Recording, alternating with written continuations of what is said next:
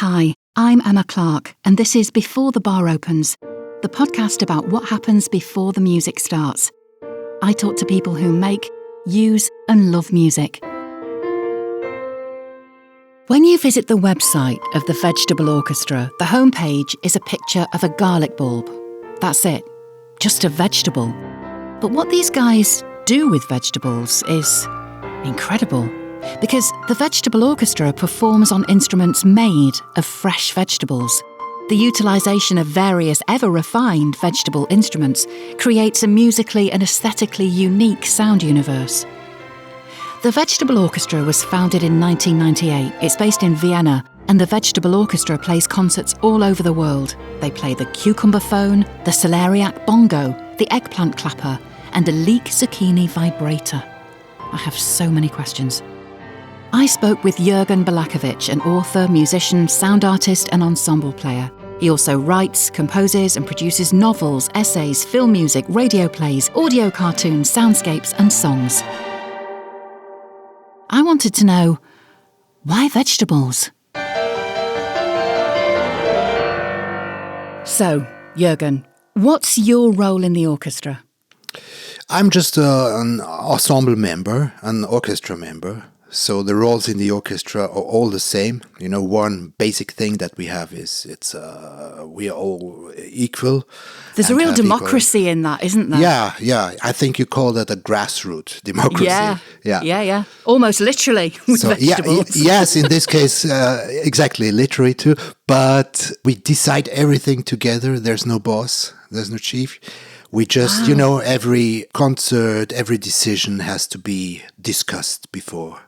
And does that work? Is there often conflict, a sort of power struggle? Well, we do that for more than 20 years now, and it works, Yeah.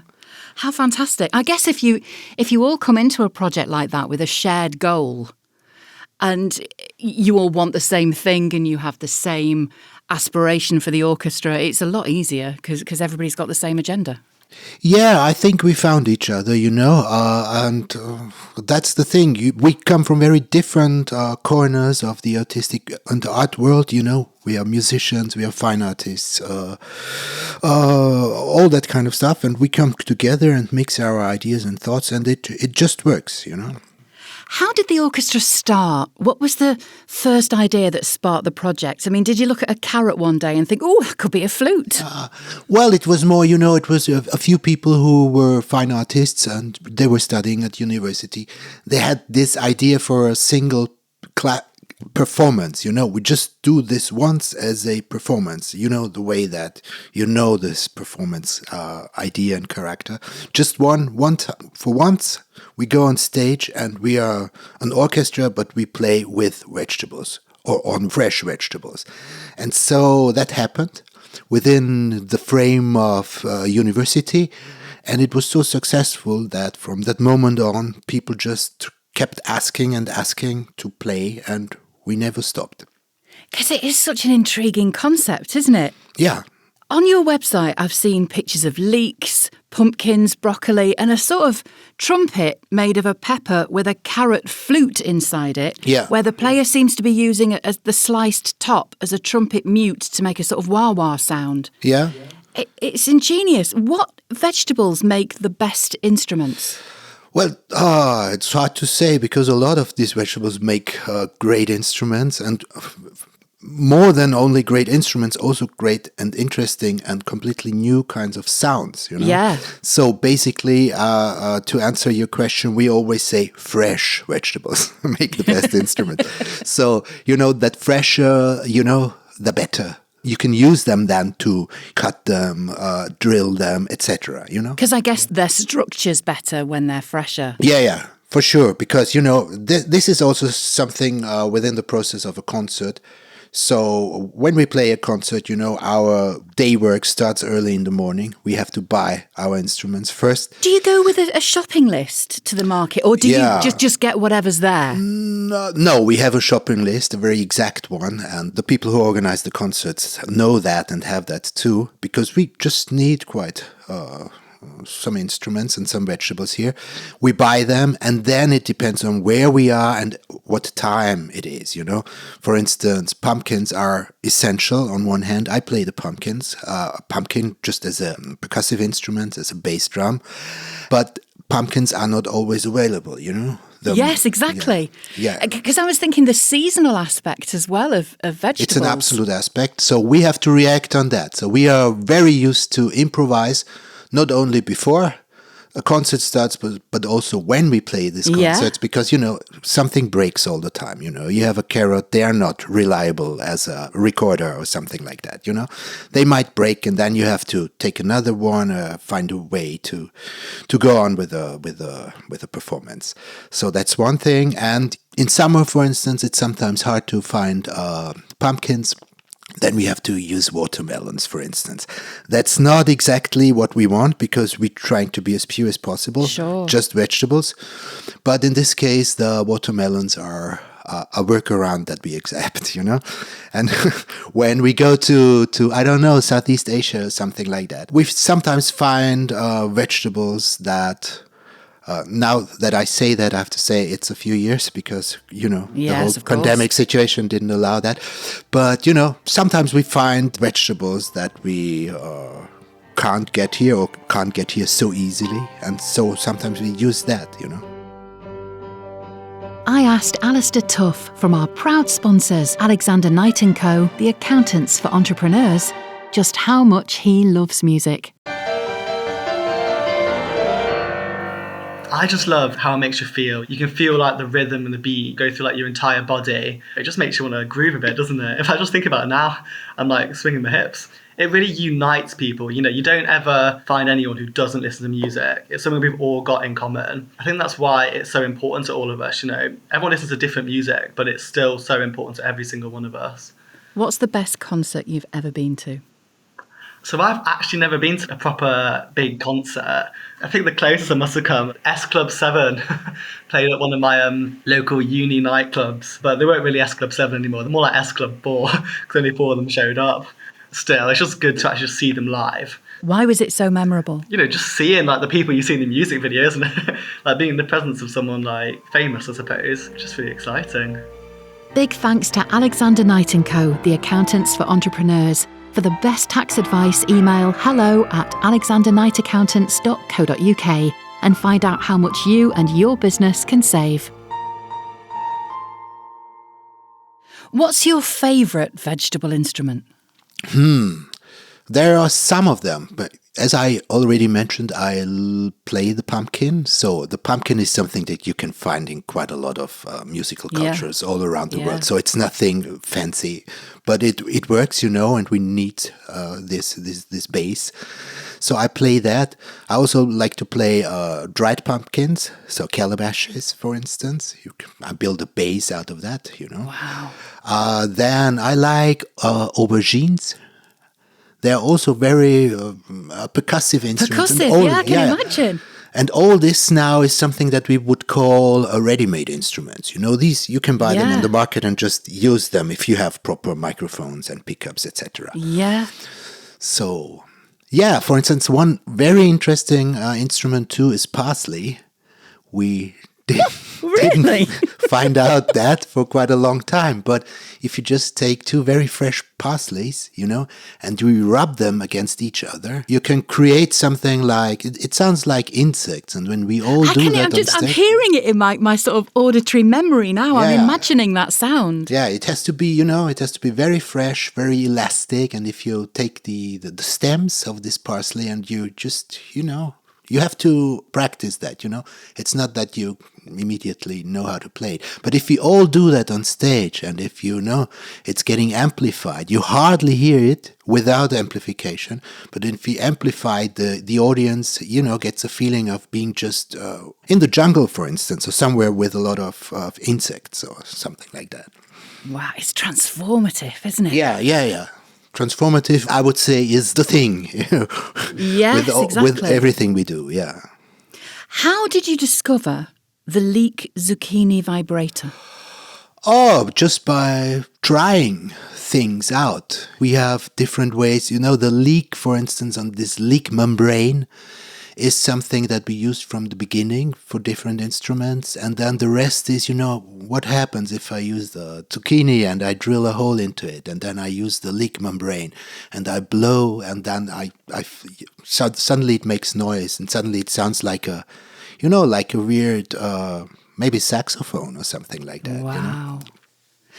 Do you experiment with what vegetables and which drill bits can create instruments that make captivating sounds? And how would that be applied to music that you've not played before when you're just discovering music? The thing is, I think we discover music because of our instruments. The way that we play the things is just possible because these instruments sound the way they sound, because these instruments have to be played the way they have to be played. So it's the instruments that inspire us. It's on one hand the sounds of this and the noises of these instruments that inspire us, and on the other hand the special way to play them, to get a sound out of it, It's such an organic process, isn't it? Because you go and you buy the vegetables. Every vegetable is different. Yeah. Every vegetable makes a different sound, and it sounds like you're inspired by whatever sound a particular vegetable makes that then creates a whole piece. Exactly, yes. So, it's in a lot of directions, We develop the instruments, then we just maybe have an idea how it could sound, then we are surprised because it sounds different, and then it goes on. What's been your biggest surprise with using vegetables? Well, I mentioned parsley, for instance, and that was a huge surprise because, we didn't expect that to sound the way it sounded. So that's for me, everyone has their own stories and experiences with that. So, have you had any epic fails with vegetables? All the time. That's the charm of it, I guess. Epic fail is the second name. No, no. But it's so spontaneous, isn't it? It's a nice name for a band, I would say. But you're dealing with natural matter, aren't you? Yeah. So we are really very good in improvising with all kinds of situations. Yeah. Whether it is a technical situation that is not the way we need it, we really, our technical needs are comparably big. We're not like a 3 or 4 man band, with standard PA. We need a lot of more to play our concerts. We have a lot of channels. We are 8 to 10 people on stage. Everyone has 3 to 6 channels. Our sound engineers have a lot to do, and it takes quite a long to set up the whole thing on stage. I can imagine. It starts there.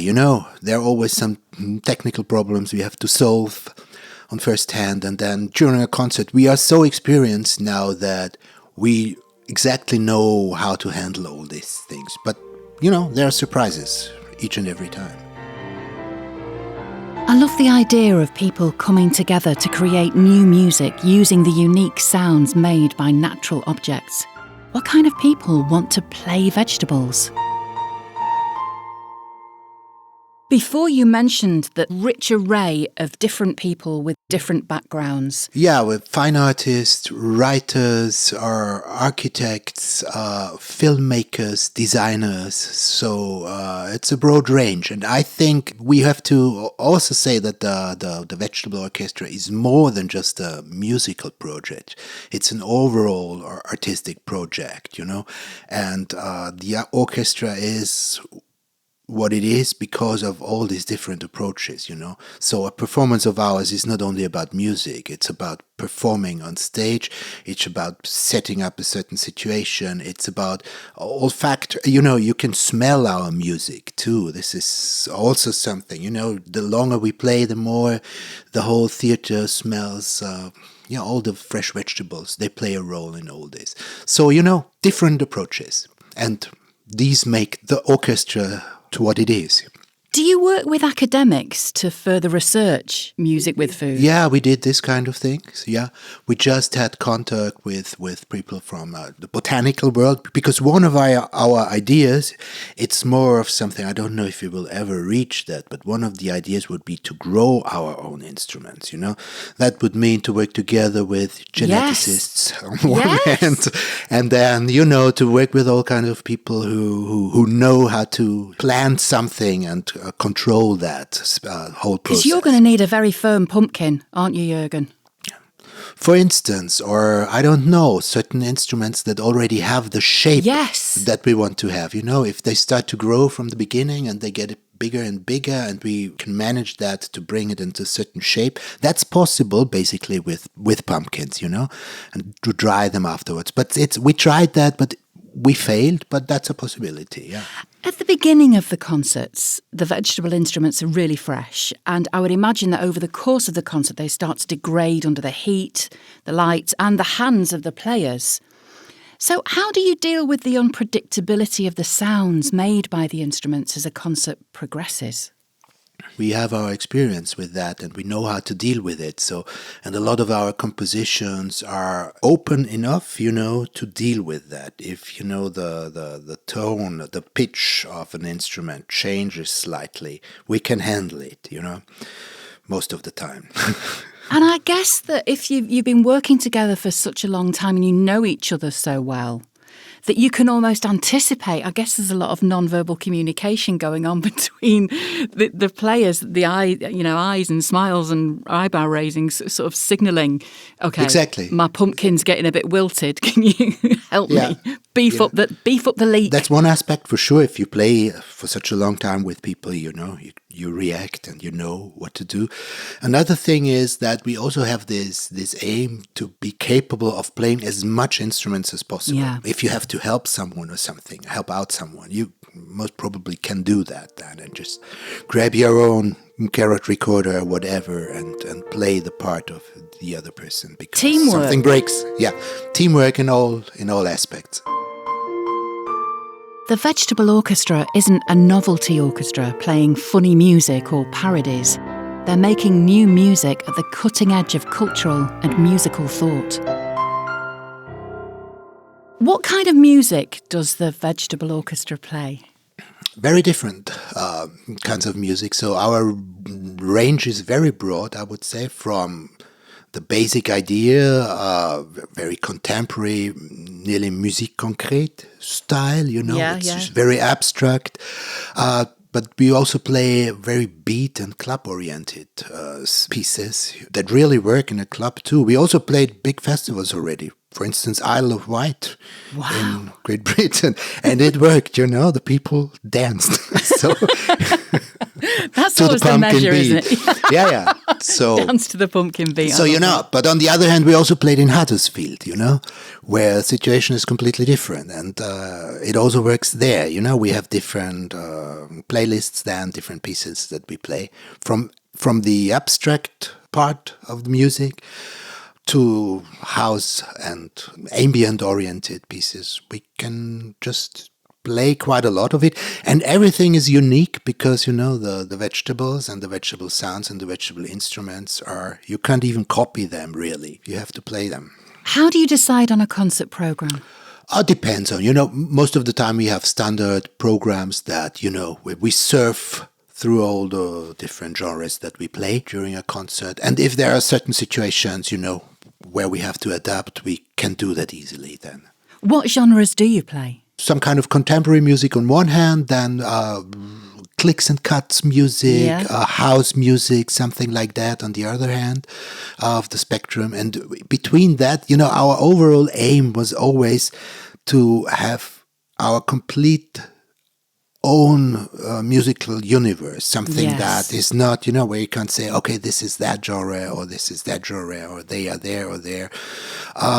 We are often asked to play classical music because we are from Austria and everybody thinks that every Austrian plays classical music. That's something we don't really do, or when we do it, it's just paraphrasing small bits and pieces, something like that. Yeah, I get that. What are the biggest crowd pleasers? Also very, very, very hard to say because our audience is from young people, children, to very old people, and everything in between. And also every kind of musical taste in between. And so depends on the audience, I would say. But for sure, one of our pieces that we play quite often, or most of the time, it's called Greenhouse, for instance, is very beat-oriented. We use an effect there, something that we usually don't do, or we try to avoid using too much effects. But for sure, this is something that works great. And some very abstract pieces also work great. For instance, in our program for a long time, we have I would say we play Igor Stravinsky's Le Sacre du Printemps. Oh, wow! But in our case, we call it Le Massacre du Printemps. And, it's very abstract and people love it, I know that you've mentioned parsley and the pumpkins. What is your favourite sound made by a vegetable? Oh, my favorite sound made by a vegetable. It's really hard to say because it changes all the time. I honestly have to say that. I don't have a favorite sound because the vegetables and these vegetable sounds surprise me each time anew. So depends on if something works out extremely well during a concert. I love that sound then. And the next time it's something different, But basically, if you ask me, I play a lot of percussive instruments in the orchestra and a lot of based instruments, so bass lines and percussive things. So as I said, the aubergine is something you can use in different ways, and I like the sound. The parsley sound is great. Yeah, and all these kind of very abstract sounds. You can use cabbage, for instance, is great too. So it depends on, A concert of the Vegetable Orchestra appeals to all the senses. And I read that as an encore at the end of the concert and the video performance, the audience is offered fresh vegetable soup. Yeah. I love that. Yeah, it's really a great idea. And it's in pre-COVID times, it was like that. I don't know when we will be able to do that again. But the thing is, I like that part of the concert a lot because, first of all, we cook it during our sound check, during, preparing all the instruments. We cook the soup. Do you all make it together? Depends on, we share a lot of things, but most of the time there is one person who is responsible for the recipe and for everything around, but others help. So it's like in a kitchen in a restaurant, something like that, Someone cuts and so on, and the other one cooks and so on. That's one thing, but what really is nice about that is that we get in contact with the audience on a completely new level. And that's also, again, this performative idea that started the whole project, to get in touch with the people. You serve them soup, they talk to you, we talk to each other, we exchange ideas and thoughts, and, it's we come together after the show. And so this is also part of the show, I would say. We always say it's our last piece, the soup, and yeah. Honestly, Jürgen, it just sounds fantastic because it's like you're nourishing your audience with music, and then you feed them, and then you talk to them, and it's like the barrier between performers and audience is just completely broken down. Yeah. And you become a collective together at the end of a performance. I love that. As I said, this is not a musical idea. This is more or less an idea that you would rather find in the fine arts or in the world of theater or something like that. It's like a so social it all comes idea. Together. Yeah. And you mentioned this before, but after you finish playing the stage, if you watch the videos of the Vegetable Orchestra on YouTube, it's phenomenal. At the end of a concert, the stage is littered with bits of vegetables. Mm-hmm. How does it smell? Because I bet it's wonderful. It smells great, It smells like, I don't know, if you cook a minestrone, for instance, and you have all the different ingredients and herbs, etc. This sets free this whole aroma of carrots and onions sometimes, and all the instruments that smell so nice. All the show notes for this episode are available in the description, and there's a bunch more stuff at beforethebaropens.com. You can follow me on Twitter, Instagram, Facebook, just take your pick. Before the Bar Opens is created by me, Emma Clarke, and is produced by Rick Watson. I compose the theme music we use on Before the Bar Opens, and you can hear the full piece on our website, beforethebaropens.com. If you enjoyed this episode, please subscribe, leave us a review, hopefully a lovely one, and tell your friends. The next season will be along soon, so stay subscribed for updates. Thanks for listening.